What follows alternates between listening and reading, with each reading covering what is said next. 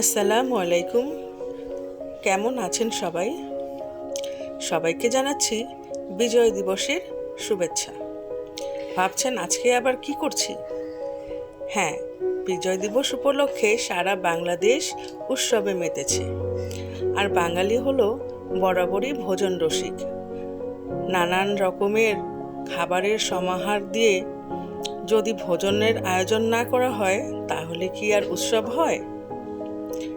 এখন আমি এখানে মুরগির মাংসের জন্য পেঁয়াজ কষিয়ে নিচ্ছি। ওপাশটায় দিয়ে দিয়েছি গরুর মাংস মশলা সমেত চুলোতে বসিয়ে।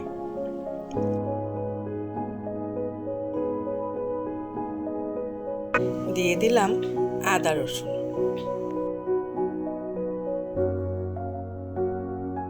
একটু ভেজে নিচ্ছি।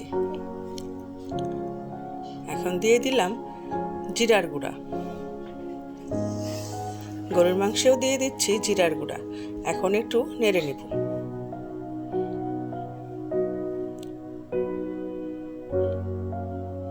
এখানে বাকি মশলা দিয়ে ভালোভাবে কষিয়ে নেব।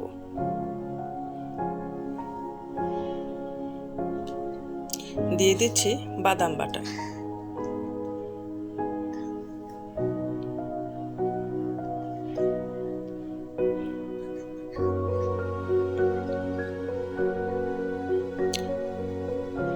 হলুদের গুঁড়া, মরিচের গুঁড়া দিয়ে ভালো করে নেড়ে নিচ্ছি।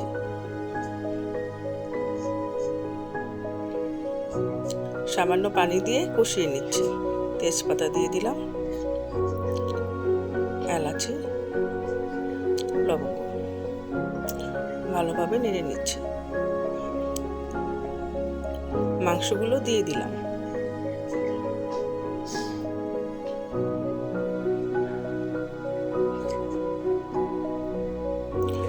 আবার একটু নেড়ে নিচ্ছি।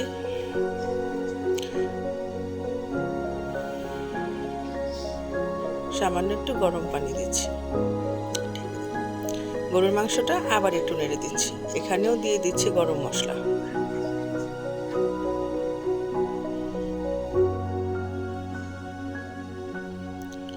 মুরগির মাংসটা, গরুর মাংসে আলুগুলো দিয়ে ভালোভাবে নেড়ে নিচ্ছি। এখন মুরগির মাংসটা আর একটু ভালোভাবে নেড়ে দিলাম। একটু ভালো করে নেড়ে নিলাম।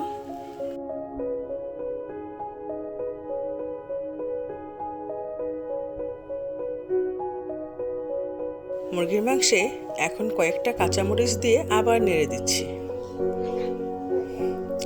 রংটা খুব সুন্দর লাগছে। এখন দিয়ে দিচ্ছি সামান্য একটু টক দই।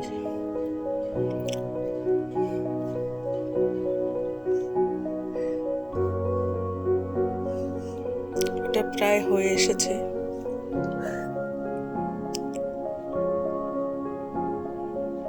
গরুর মাংসটাও হয়ে এসেছে। চিংড়ি মাছগুলো ভেজে নিলাম।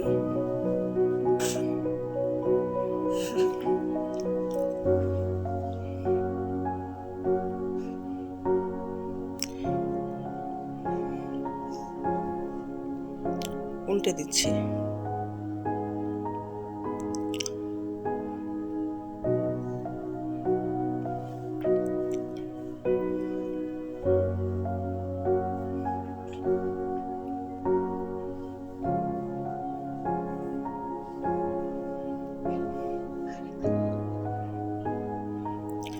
পেঁয়াজ,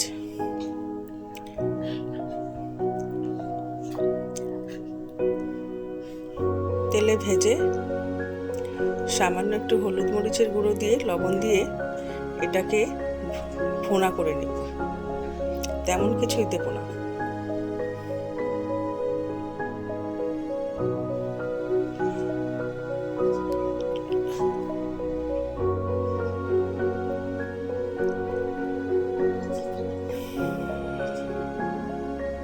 মাছগুলো দিয়ে নেড়ে নিয়ে সামান্য একটু টমেটো সস দিয়ে নেব।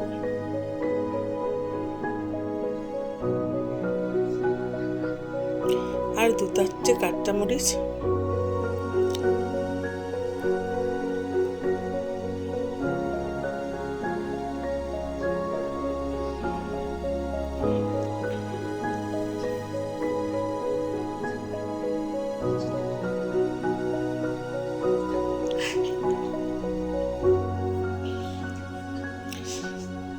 নেড়েচেড়ে শুকিয়ে নামিয়ে নেব। এটাতে কোনো ঝোল রাখবো না।